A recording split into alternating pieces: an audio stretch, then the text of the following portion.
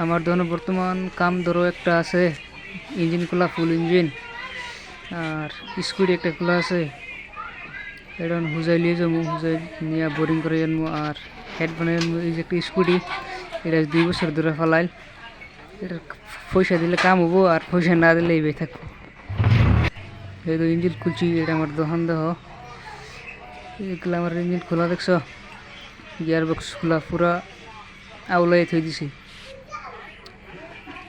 লেদের তাই না ফিটিং করবো, ফিটিং করার আগে তুমি করে দেবো ফুল ভিডিও।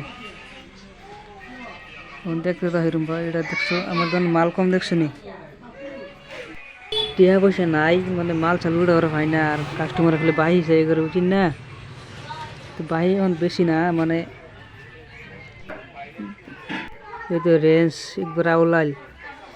সারাদিন কাম করে এই আউলাই থই দিই, এর বাস টাস করাও না এই ভাই। কানেক্টিং ব্লক আমি লেদে লই এসে হুজাই বানানো চলতেছে। 10-15 মিনিট লাগবো ফুল একদম পুরা বানাই ফেলবো, তার বাজারে আনি দেখাবো কালকা সকালে।